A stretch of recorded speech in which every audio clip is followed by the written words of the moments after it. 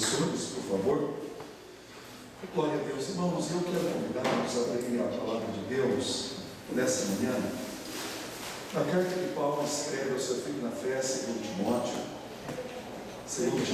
capítulo de número 3. Glória a Deus, segundo Timóteo, capítulo de número 3. E o versículo de número 12. Eu peço que os irmãos, nós vamos fazer a leitura do texto e já estaremos comentando e também fazendo algumas aplicações e prosseguindo em direção a uma orientação de Deus, uma palavra para o nosso coração desta manhã. Segundo Timóteo capítulo 3, versículo 12, eu gostaria que você ficasse bem atento à leitura que faremos e prestando também bastante atenção no comentário, porque isso vai nos ajudar muito na nossa vivência cristã. Segundo Timóteo capítulo 3, e versículo de número 12. Assim está escrito na palavra de Deus: e todos os que piamente querem viver em Cristo Jesus padecerão perseguições. Nesse versículo 12 nós encontramos uma orientação de Paulo para seu filho na fé, Timóteo. Nós sabemos que Paulo já estava na antessala do seu martírio e ele está passando as orientações para esse jovem obreiro, o seu filho na fé, Timóteo. E Paulo ele está dizendo que qualquer pessoa, qualquer cristão que deseje viver uma vida piedosa em Jesus, eles sofrerão maus tratos. É isso que a palavra perseguição, ela significa. Será tratado com hostilidade, vai sofrer por causa da sua piedade, por causa da sua devoção, por causa da sua dedicação ao Senhor Jesus. E aí no versículo 13, Paulo, ele faz um contraste. Se no versículo 12, os piedosos serão perseguidos por causa da sua devoção a Cristo, eles serão maltratados no mundo. No versículo 13, Paulo está dizendo, mas os homens maus, aqui são os homens perversos e enganadores, ou impostores, ou encantadores. Veja no texto que estes homens perversos, encantadores, impostores, eles já estão no mal. Só que Paulo ele diz que do mal vai para algo ainda muito pior. Eles irão de mal para pior. Eles enganam e eles estão sendo enganados. E essa palavra engano significa fazer alguém desviar do reto caminho.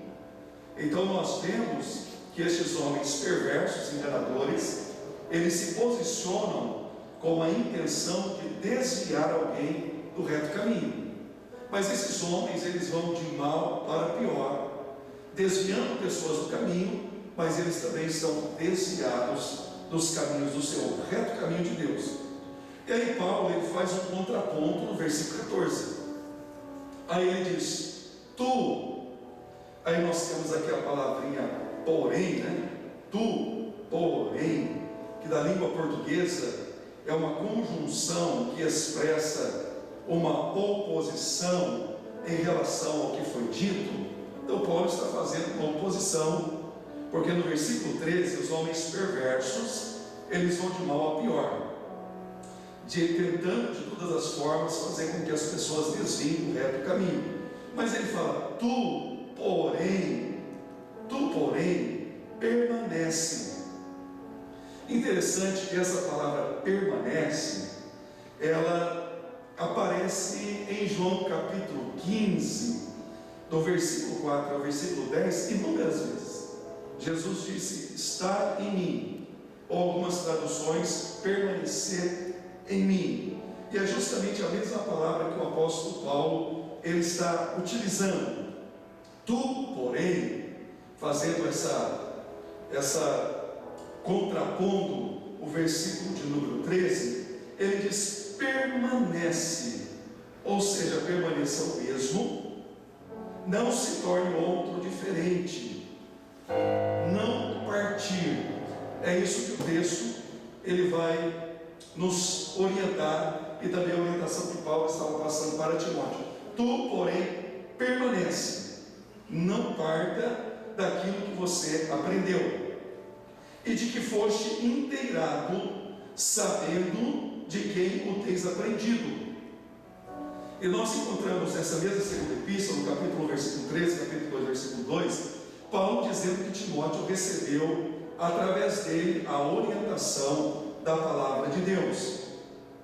E aí no versículo de número 15, e Paulo diz: e que desde a tua meninice, aqui pode ser desde uma criança recém-nascida, um infante, sabes as sagradas letras, que podem fazer-te sábio para a salvação, pela fé que há em Cristo Jesus.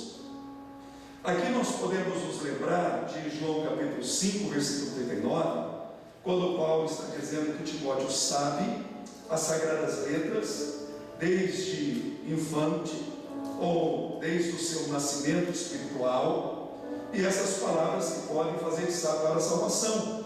João capítulo 5, versículo 39, aliás, Jesus ele disse: examinai as Escrituras, porque julgais vós ter nelas a vida eterna, e são elas que dele testificam. As Escrituras testificam de Jesus, e Paulo está dizendo que as sagradas letras, a Bíblia Sagrada, a palavra de Deus, elas são poderosas para gerar a salvação.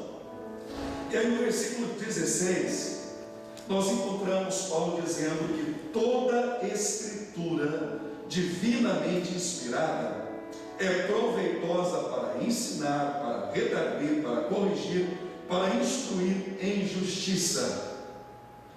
Eu acredito, todos os irmãos estudiosos da palavra de Deus, nós já ouvimos por inúmeras vezes que essa palavrinha inspirada, toda a Escritura é divinamente inspirada, é da língua grega theopneustos, que provém de duas palavras gregas: theos, que significa Deus, e pneu, que significa respirar. Sendo assim, inspiração significa respirado por Deus.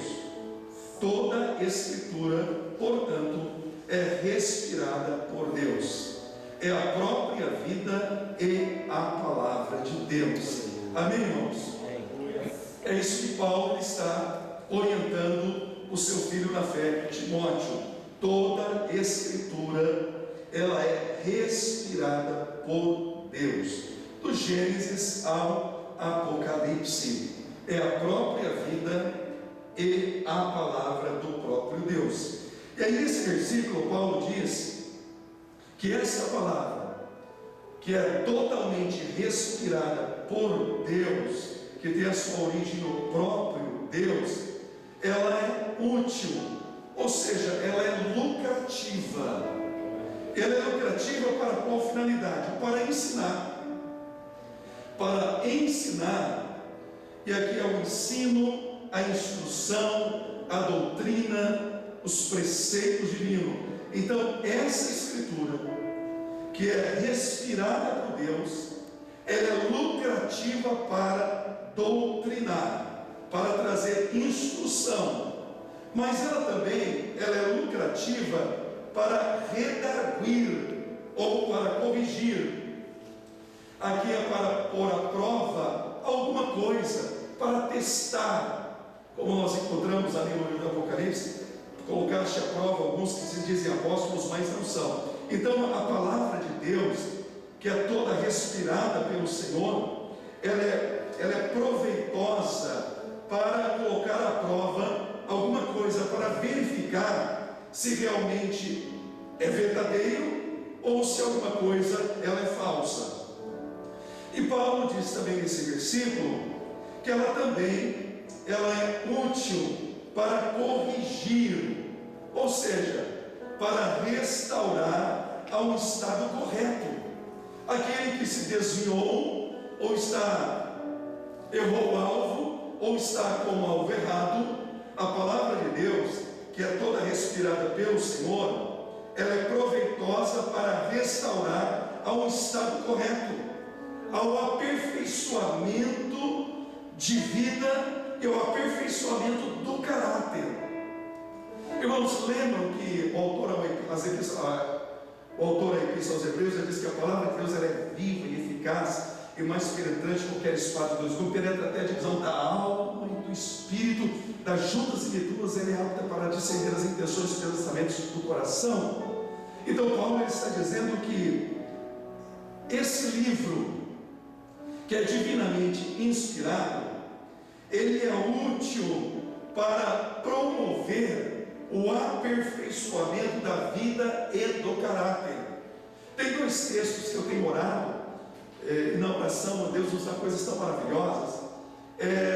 Efésios capítulo 4, versículo 11, ele mesmo deu-nos para, com vistas ao aperfeiçoamento. Nós não somos perfeitos. E Filipenses capítulo 1, versículo 6, fiel é o que começou em vós a boa obra, o qual aperfeiçoará. Então nós estamos num processo de aperfeiçoamento, para nos conformarmos à imagem e à semelhança do Senhor, e chegarmos à estatura de varão perfeito.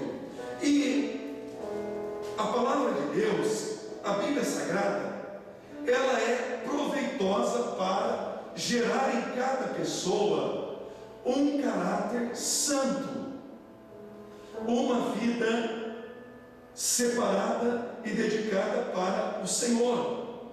Os nossos conselhos, eles não atingem essa profundidade humana de divisão de alma e de espírito, mas a palavra de Deus, Paulo está dizendo que ela é proveitosa para corrigir, para restaurar ao estado correto. E aí ele continua dizendo que ela também é proveitosa para instruir, para trazer a instrução que aponta para o crescimento em virtude. E aí olha no versículo 17, Paulo ele vai declarar: para que o homem de Deus ele seja perfeito ou completo, para que o homem de Deus ele seja suprido, para que ele tenha a provisão necessária para a vida, e ele seja instruído para toda boa obra. Será através justamente das Escrituras Sagradas, da Palavra de Deus, que é divinamente inspirada.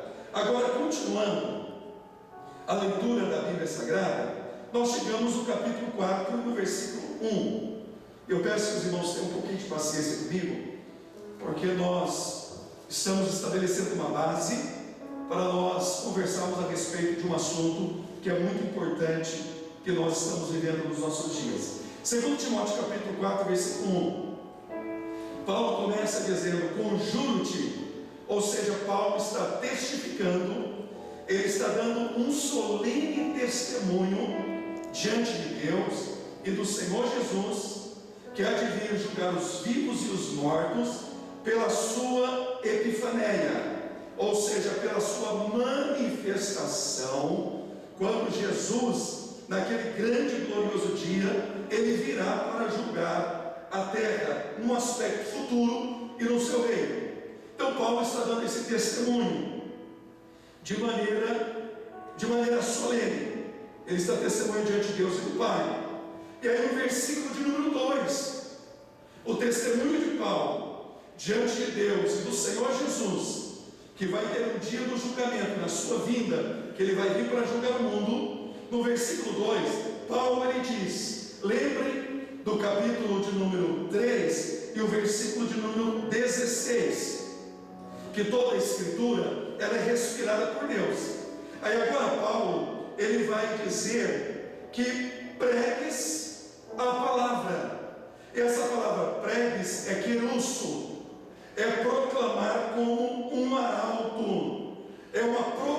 salvação aberta.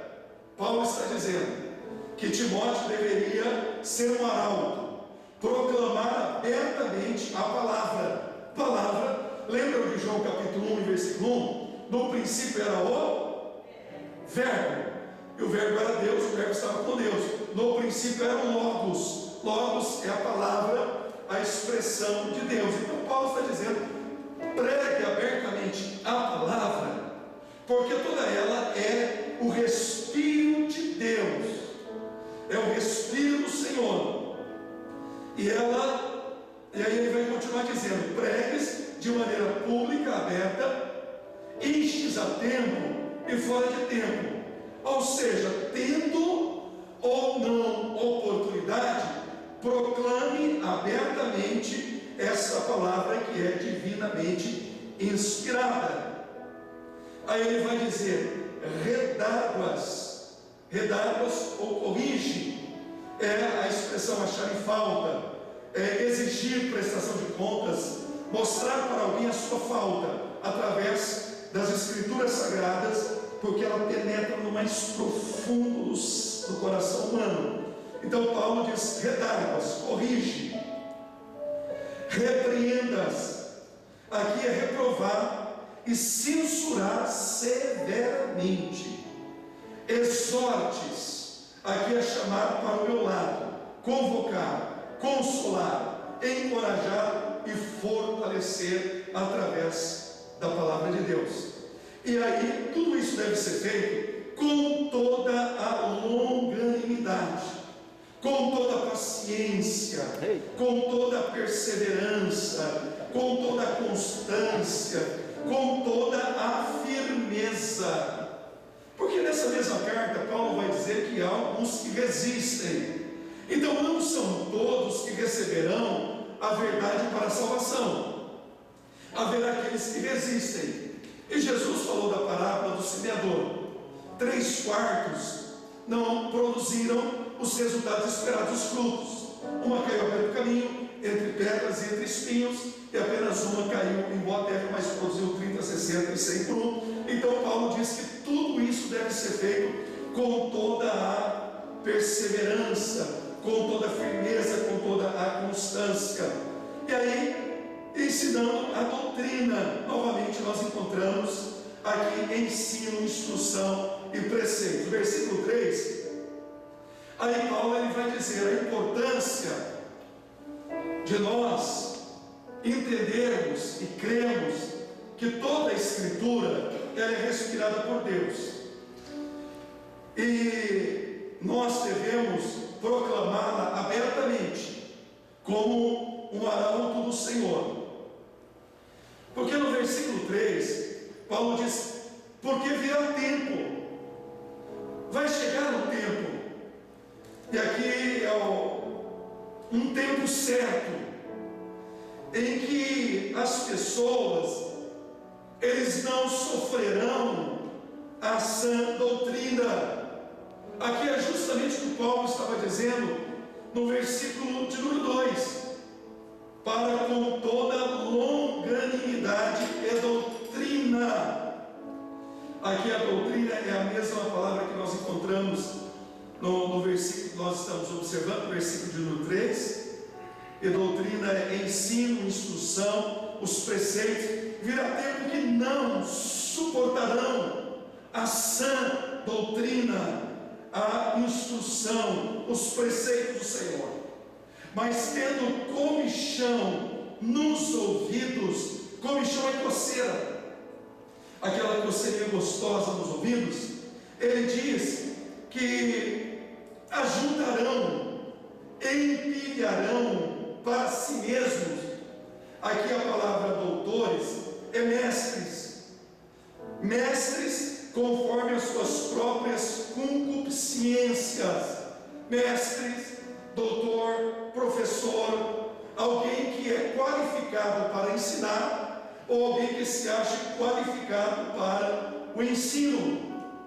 Então vejam, virá um tempo em que não suportarão a sã doutrina, e ajuntarão, amontoarão pilhas de doutores, mestres, professores, que falarão exatamente aquilo que alimenta as concupiscências. E concupiscências são os desejos proibidos, aquilo que Deus proíbe, o desejo, o anelo, o anseio. E haverá pilhas de mestres que falarão às pessoas que não conseguem ouvir a sã doutrina, porque se recusam a ouvi-la por causa de uma coceira nos seus ouvidos. Amontoarão mestres que dirão exatamente que os desejos proibidos à luz da palavra de Deus, eles não são proibidos, são coisas lícitas de serem feitas. E aí no versículo 4, Paulo vai dizer que por causa desta ação, eles vão se desviar os ouvidos da verdade. Eles vão recusar ouvir a verdade, porque estarão ouvindo aquele empilhado de falsos mestres, doutores, pessoas que ou são qualificadas ou se acham qualificadas para ensinar. Eles vão então, essas pessoas que recusam, eles vão dar ouvidos a histórias, a narrativas, a invenções, a falsidades. É isso que Paulo está dizendo. E aí no versículo 5, para nós encerrarmos, Paulo diz: mas tu, ele fala para Timóteo, como pastor da igreja de Éfeso e um jovem obreiro. E Paulo, sabendo que ele está na antessala do seu martírio, então ele diz: mas tu, para Timóteo, em tudo sofre as aflições, ou seja, suporte os males, as necessidades, as aflições, as dificuldades. Porque no capítulo 3, versículo 12, Paulo diz: todos, e todos os que querem viver piedosamente em Cristo Jesus, eles enfrentarão maus tratos, eles serão perseguidos por causa do seu posicionamento, como Jesus disse lá em Mateus capítulo 5. Nós conhecemos o texto: por causa de Jesus os perseguirão, mas se regozijai, porque perseguiram os profetas que vos antecederam. Então no versículo 5 Paulo está dizendo para Timóteo: mas tu, se sóbrio, mantenha o foco, mantenha o controle como fruto do Espírito Santo, mantenha o domínio próprio, seja moderado, seja sóbrio e suporta as aflições, porque isso vai acontecer na vida daqueles que são piedosos. Aguenta, suporte as dificuldades e as aflições. E aí ele diz para Timóteo, a mesma palavra que ele fala em 2 Timóteo capítulo 4, versículo 7, combati o combate, completei a carreira. Ele diz para Timóteo: completa, cumpre o teu ministério, ou seja, leva o teu ministério até o fim. Aleluia. Permanece na sã doutrina da palavra de Deus, não se transforme em outro, não deixe de ser quem você é. Essa palavra de João capítulo 15, 4, versículo 10: se vós estiveres em mim, permanecer em mim. E Paulo fala permanecer na doutrina, e ele fala: cumpre o teu ministério, leva o teu ministério até o fim.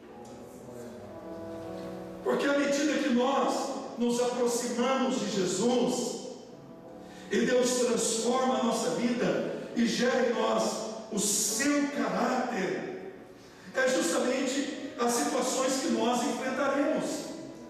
Mas é tão importante que nós cumpramos, levemos até o fim o nosso serviço, nossa diaconia, o nosso ministério, que fomos chamados para compartilharmos as boas novas de salvação com todas as pessoas em todas as partes do mundo.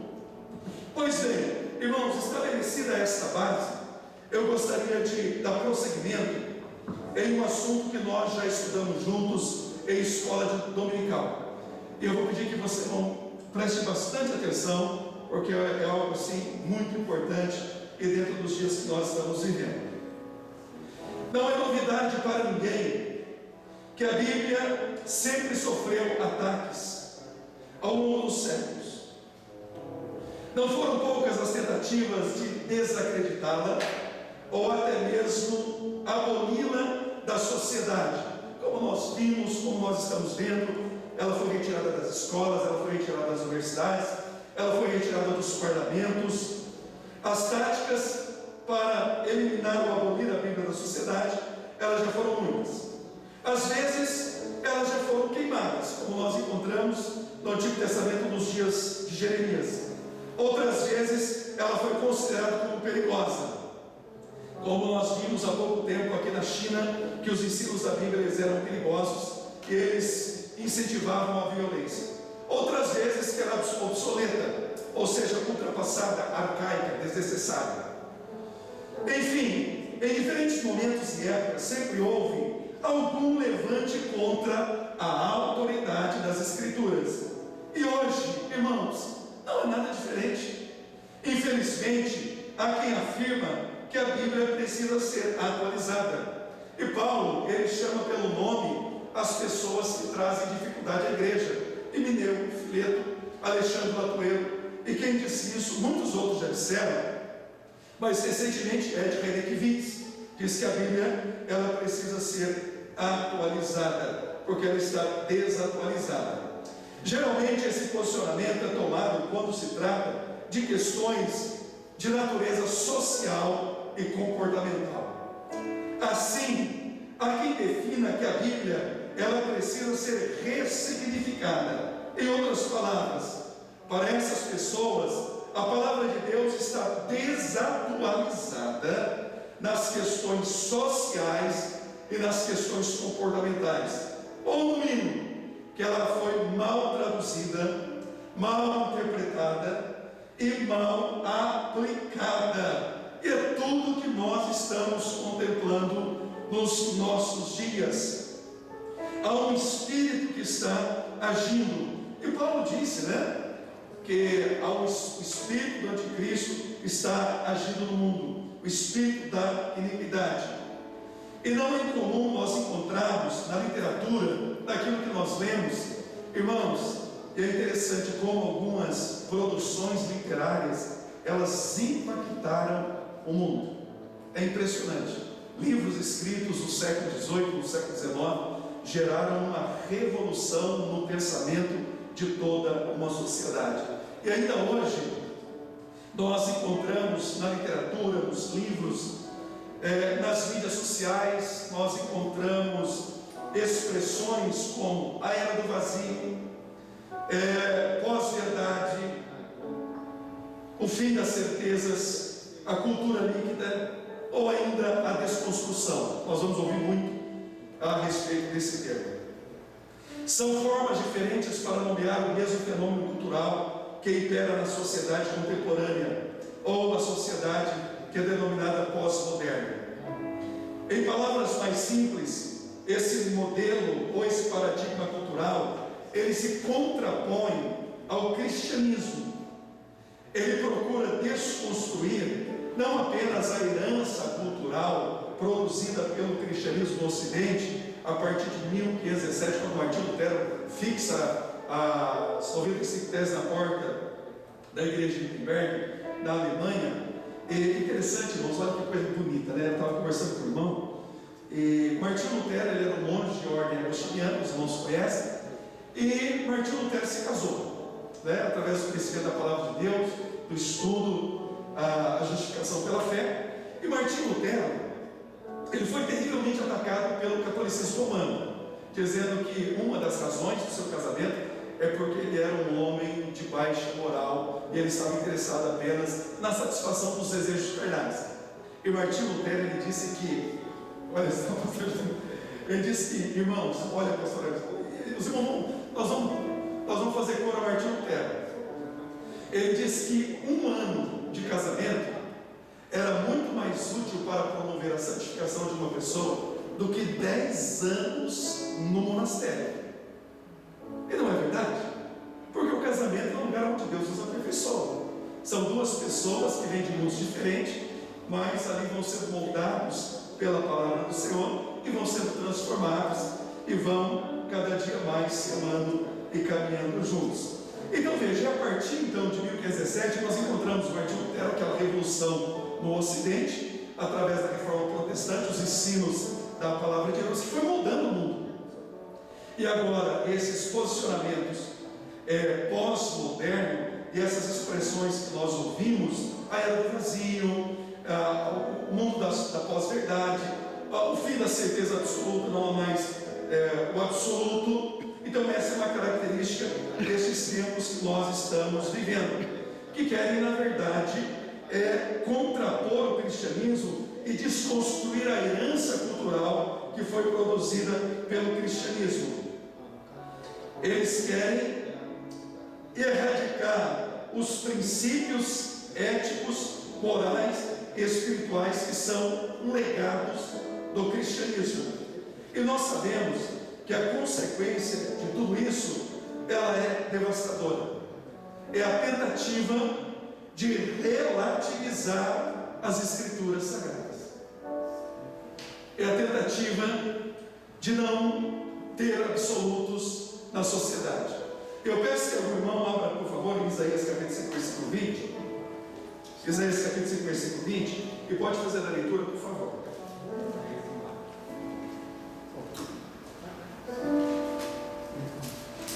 Isaías capítulo 5, versículo 20. 5, pastor Gideão. 5, Isaías capítulo 5 e o versículo de número 20. Ai do que ao mal chamam bem e ao bem mal, que fazem da escuridão luz, da escuridade luz e da luz escuridade, e fazem do amargo doce e do doce amargo. Essa é a relativização, que não existem absolutos. Do pós-modernismo é chamar o certo de errado, o errado de certo, o amargo de doce e o doce de amargo. E nós fizemos a leitura de 2 Timóteo capítulo 3, do 12 até o capítulo 4, capítulo 4, do 1 ao 5, para nós vermos que toda a escritura, ela é inspirada por Deus, divinamente inspirada. E Paulo, ele diz para o seu filho na fé, Timóteo: pregue abertamente a palavra de Deus, proclame como arauto, porque a única possibilidade dos homens serem confrontados dos seus maus caminhos e se converterem é através da verdade da palavra de Deus. Vocês se lembram? Claro que se lembram. Lembra quando o livro da lei estava perdido no templo do Senhor? Euquias o encontra, entrega para Safã. Safã, ele faz a leitura aos ouvidos de Josias. Lembra? Mas se nós analisarmos como eram os dias anteriores a Josias, dias difíceis, dias tenebrosos, mas a partir do momento que Safã, ele faz a leitura da lei, a lei é Torá, é a totalidade da instrução que Deus deu para o seu povo. A partir do momento em que Josias, ele ouve a leitura da lei, ele rasga as suas vestes e estabelece um dos maiores avivamentos na história da nação de Israel, através de ouvir a palavra de Deus. Lembram de Neemias capítulo 8, quando chamam Esdras para que Esdras trouxesse o livro da lei? Ele começa a fazer a leitura desde amanhã até o meio-dia. O povo, homens e mulheres, reunidos ouvindo a leitura da lei, eles caem de joelhos, eles começam a adorar o Senhor Jesus, porque a palavra de Deus, ela é poderosa para transformar a vida de pessoas. É verdade. Mas na cultura pós-moderna não existem absolutos, agora é o relativismo. E no capítulo 12, versículo 2 de Romanos, Paulo vai dizer: não vos conformeis.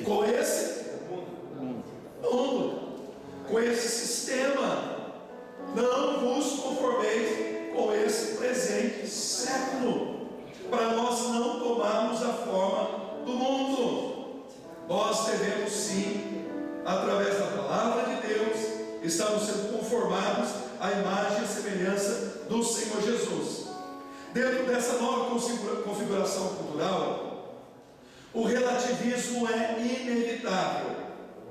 Ou seja, no mundo pós-moderno, não há valores perenes ou absolutos, tudo é relativo. Na verdade, há muito que o relativismo ético-moral vem se insurgindo na sociedade e vai entrando de forma sorrateira também na igreja. Depende de como você vê. Eu não vejo dessa forma que isso seja errado. Depende de como você está olhando para a situação, depende de como você está vendo o momento que nós estamos vivendo. Não há parâmetro por meio do qual se possa dizer o que é certo ou o que é errado. Tudo se torna relativo. Isso significa dizer que qualquer julgamento depende do ponto de vista de quem julga ou analisa. Por essa perspectiva, a Bíblia representa apenas mais um ponto de vista dentro de vários outros. E vejam que esta é uma pressão que nós enfrentamos, uma pressão externa, e também existe uma pressão interna, para que a nossa visão ela seja relativizada.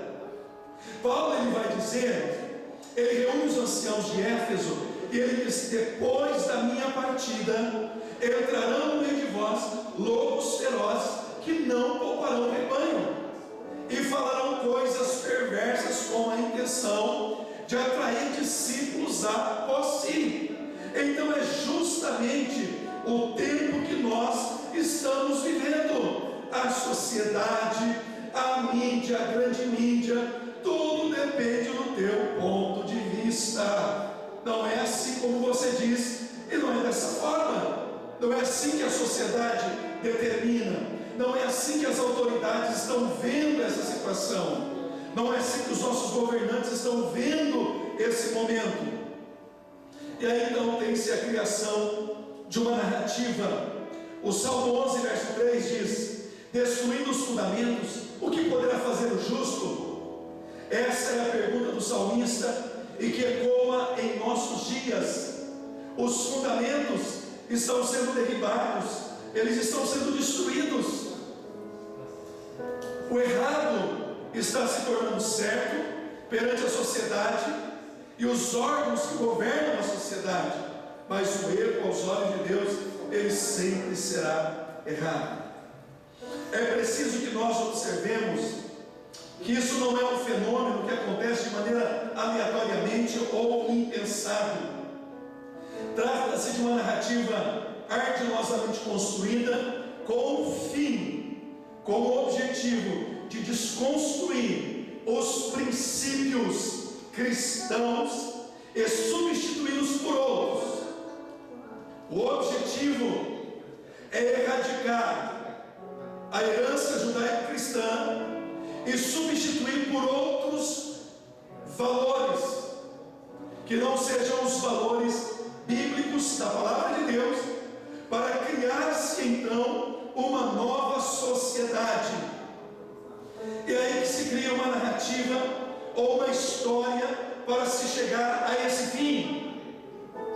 Irmãos, e como nós precisamos de discernimento espiritual associado de forma inseparável ao conhecimento da palavra de Deus. Lembram-se daquele propagandista de Hitler, Joseph Goebbels? Ele dizia: repita uma mentira várias vezes, que ela será aceita como uma verdade. O problema do mundo é os judeus. Elimina os judeus e vamos criar uma raça pura, a raça ariana, a raça dos alemães. E o povo deu credibilidade àquilo que estava sendo dito, acreditaram naquela narrativa.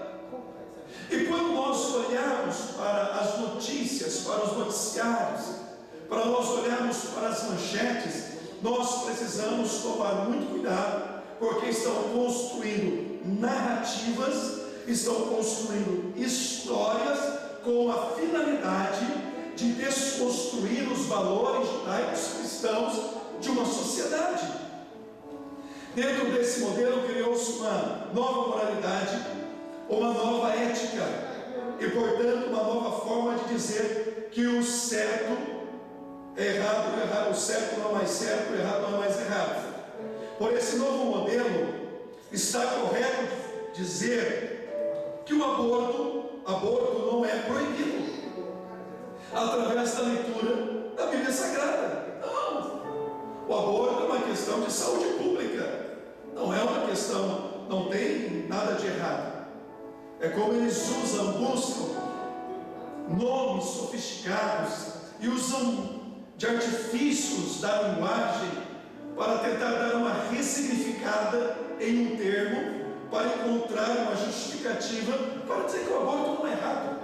E nós encontramos pessoas na rua fazendo protestos e tentando defendendo literalmente a prática do aborto. Dentro dessa narrativa do politicamente correto, não há espaço para a palavra de Deus, porque não existe absolutos, não existe uma verdade absoluta, tudo é relativo, depende de como você está vendo essa situação. Então não há espaço para a palavra de Deus. No entanto, que ela já foi retirada das universidades. Universidade, já compartilhei com os irmãos que tiveram na sua fundação, na sua base, a influência dos piedosos, dos pais que vieram para fundar a nação americana. Retiraram a Bíblia das universidades, retiraram a Bíblia das escolas, retiraram a Bíblia dos parlamentos, porque já não há mais espaço para a palavra de Deus.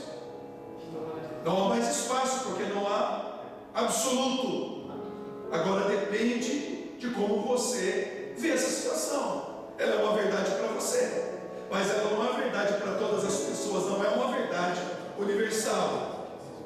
E aí nós temos, dentro dessa cultura pós-moderna, a criminalização da opinião. Pensar diferente dessa narrativa, dessa nova narrativa que foi criada, está sujeito à censura. Na verdade, toda forma de pensar diferente dessa narrativa, ela é criminalizada. Irmãos, isso não é novo.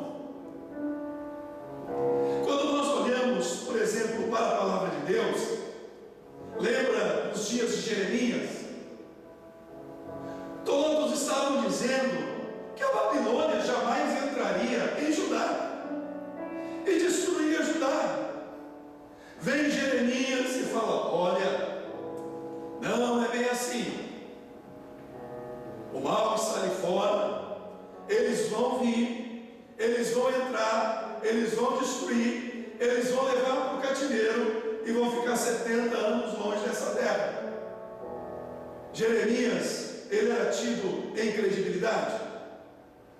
Quando Jeremias ele se levantava e falava, o que acontecia com ele? O que acontecia com Jeremias? Sofria. E aí Jeremias na prisão chama Baruque escreve, vai lá e lê para os anciãos. Ele lê para os anciãos ficam temerosos. Os anciãos falam: nós temos que levar isso aqui para ele.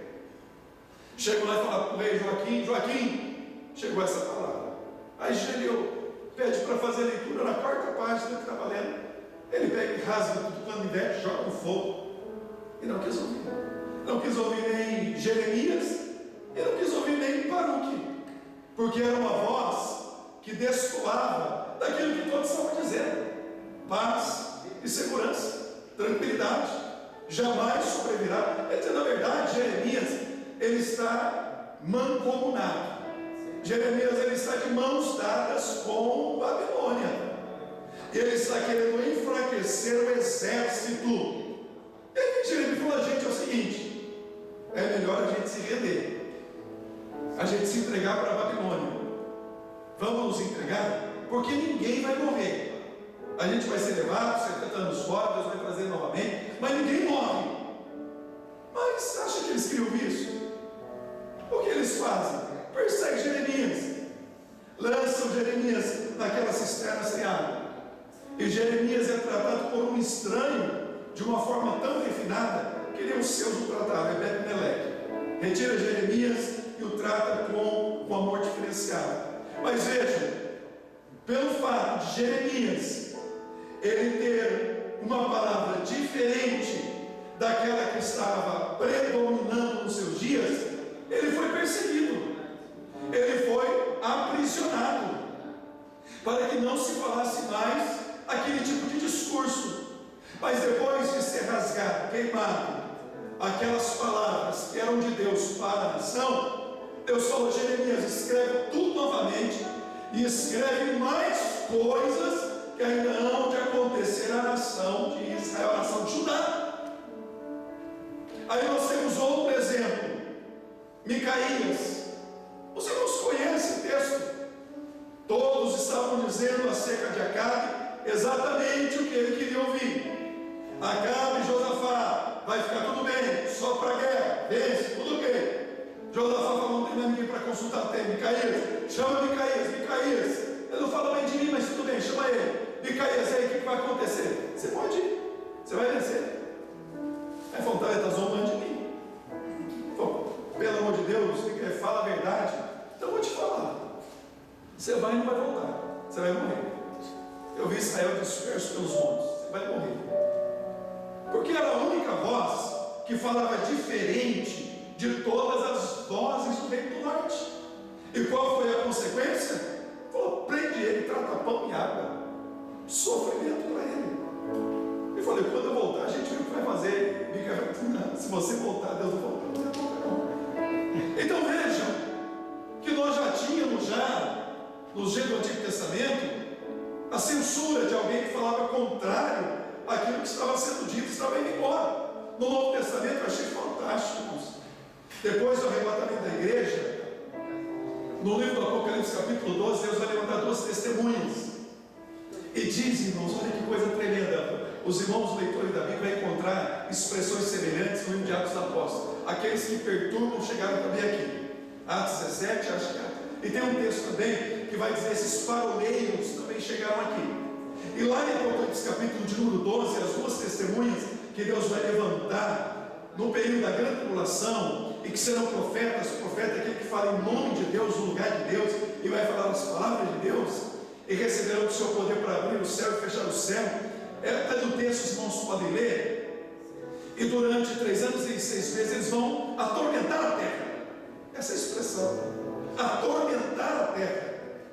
Como assim atormentar? Porque eles são profetas, eles falam em nome de Deus e no lugar de Deus, proclamando o reino do Senhor num período tenebroso como a grande tribulação. Mas o versículo de número 10, irmãos, após eles serem mortos e serem deixados 3 dias e meio expostos para que todos vejam serem executados, irmãos, Diácono Evandro, diz o texto que toda a terra vai se alegrar pela morte das 2 testemunhas. Eles vão enviar presentes uns aos outros, porque aqueles profetas que falam em nome de Deus, que atormentavam a terra, eles não existem mais, eles não estão ali para atormentar mais a população que estará sofrendo durante o período da grande tribulação. E será um tempo que Deus vai tratar com a humanidade ímpia, que Deus vai tratar com Israel, mas com a intenção de chamá-los ao arrependimento e que se voltem para o Senhor. Mas eles não procederão dessa forma, eles vão se alegrar, porque profetas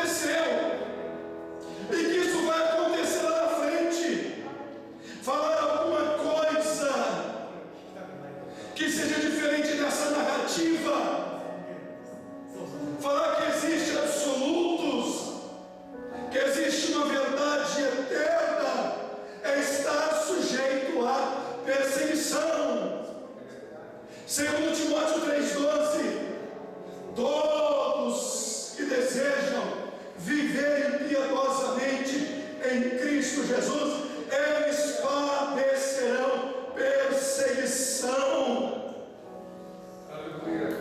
Meu Deus. Há, portanto, uma ditadura da opinião. Quem pensa diferente deve ser execrado e até mesmo punido. E aí entra o texto de Mateus capítulo 10: não temais aqueles que podem matar o corpo, mas não tem poder sobre a alma. Antes nós devemos temer aquele que tem poder sobre a alma e sobre o nosso corpo, de lançá-los na condenação eterna. É a ditadura do politicamente correto. Para não ofender alguém, então não se diga uma verdade.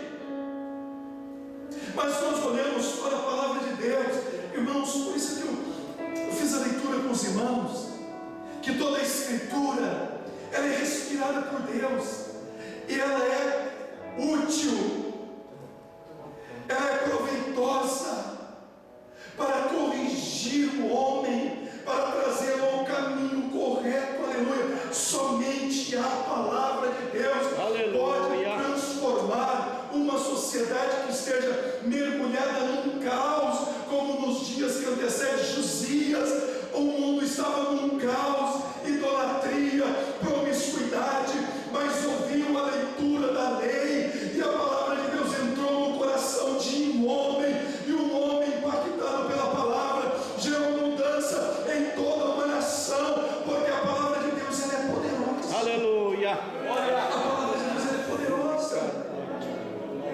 Não haverá espaço para cristãos que pensem biblicamente.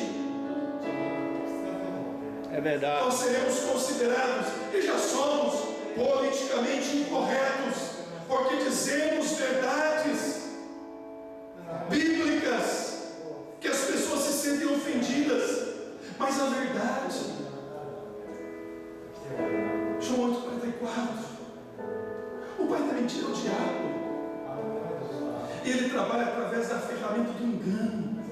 Mateus 24, haverá uma ação de engano sobre a terra. Irmãos, a verdade não mata as pessoas. João 8,32, e conhecereis a verdade, e a verdade vos libertará. Aleluia. A verdade liberta as pessoas. O cristianismo, que no Ocidente é a cultura majoritária, está sendo banido para a periferia, transformando numa contracultura. No mundo todo vemos sites cristãos conservadores sendo censurados e banidos. E nós, como servos de Deus, como crentes na pessoa de nosso Senhor e Salvador Jesus Cristo, obreiros da casa do Senhor, não podemos de forma alguma sucumbirmos diante do relativismo. De forma alguma, neste presente momento, nós devemos continuar proclamando que a palavra de Deus, ela é inerrável, infalível e divinamente inspirada pelo Espírito Santo de Deus. Aleluia. Nós não podemos mudar, irmãos, de forma alguma. Devemos, como obreiros da casa do Senhor, como igreja de nosso Senhor e Salvador Jesus Cristo, continuar anunciando todo o desígnio da palavra de Deus.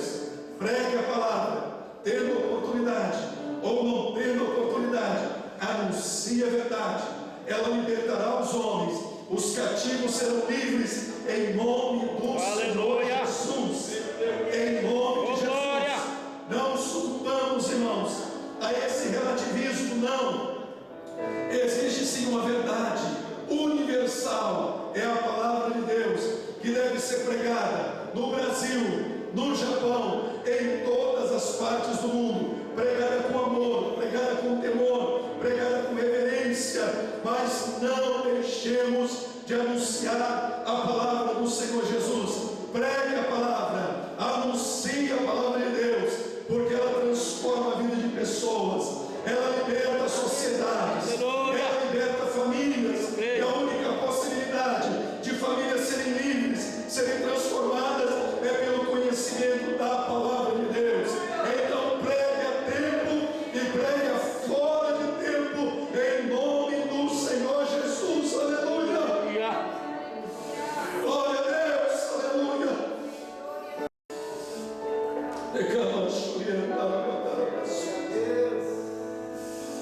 Eu encerro, irmãos, com a declaração de que toda a Escritura é divinamente inspirada. E os dias que nós estamos vivendo, não há espaço em muitos lugares para a palavra de Deus.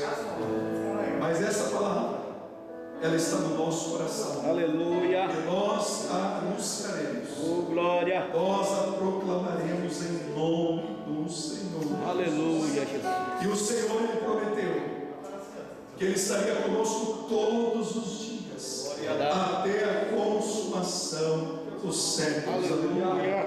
O Espírito Santo, Ele fortalecerá a igreja. Ele tem fortalecido os obreiros para que continuemos a anunciar as maravilhas dos céus. Professores da escola dominical, professores discipulados, quantas mensagens nós ouvimos, quantas pregações, quantas coisas lindas. Irmãos, continuem pregando, continuem sendo instrumento nas mãos do Senhor, continuem entregando todo o seu ser para que seja um canal de bênção nas mãos de Deus, para abençoar vidas, pessoas, em nome de Jesus. Vamos colocar em pé, meus irmãos, vamos orar em nome de Jesus.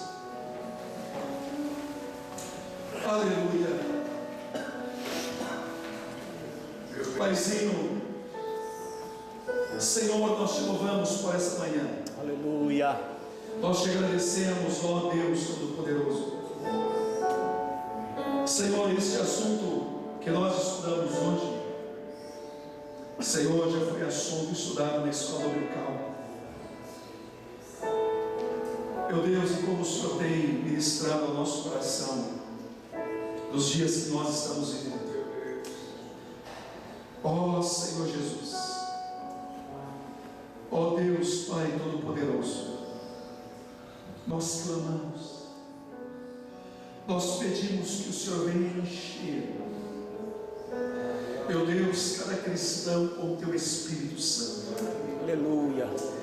Meu Deus, em especial nossas crianças, nossos adolescentes, nossos jovens, meu Deus, que são tão pressionados nas escolas.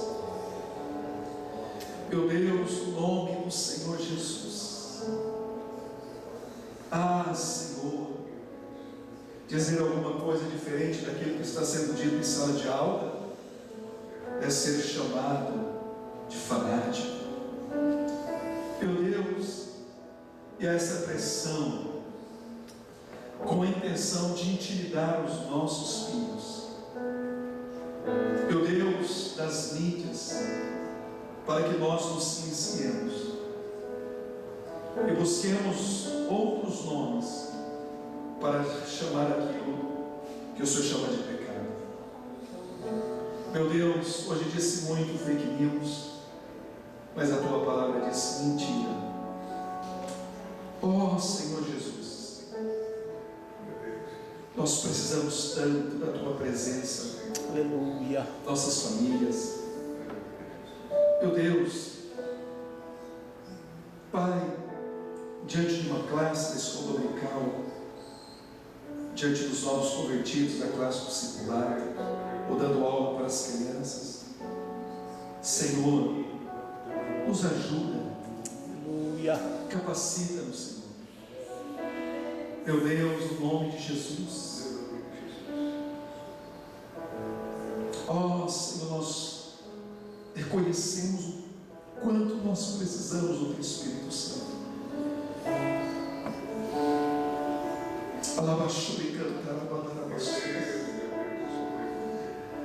Abençoa seus pastores.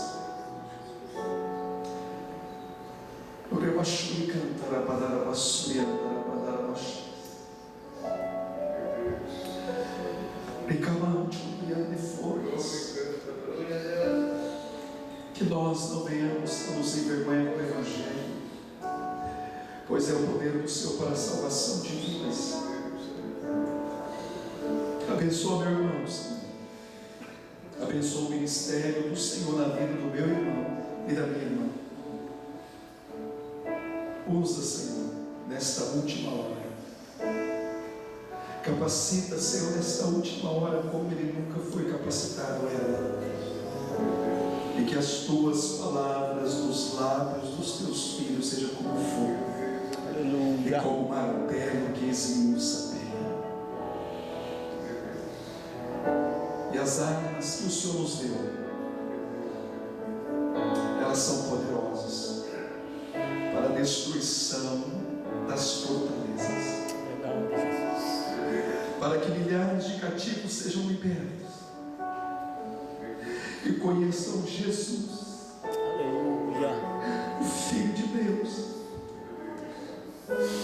Renova meus irmãos para esta manhã. Renova a alegria de pregar a tua palavra. Renova, Senhor, nesta manhã a alegria de estudar. Jesus, Jesus, Jesus.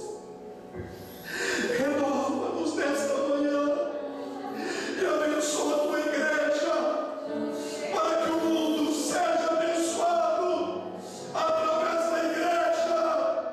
Que as trevas se dissipem, que vidas conheçam Jesus Cristo de Nazaré e possam experimentar a alegria da vida eterna. Abençoa a igreja, Pai, em todas as ações, em nome de Jesus. Aleluia. Chega a nossa irmã. Oh, aleluia. Em nome de Jesus. Em nome de Jesus.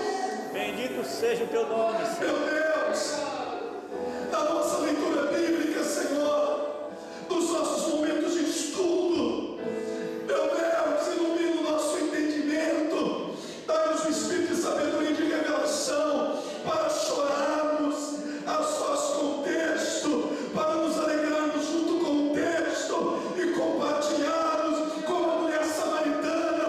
Ela saiu contando, meu Deus, para quase uma cidade, que ela conheceu Jesus, ela encontrou Jesus, e quase uma cidade inteira conheceu e recebeu a salvação. Aleluia. Glória a Deus. Glória.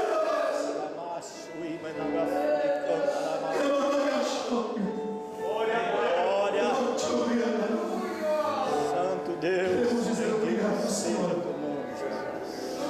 por esta manhã. Obrigado. Obrigado, Senhor, em nome de Jesus, por este ano de setembro. Nos despede, Senhor, papai.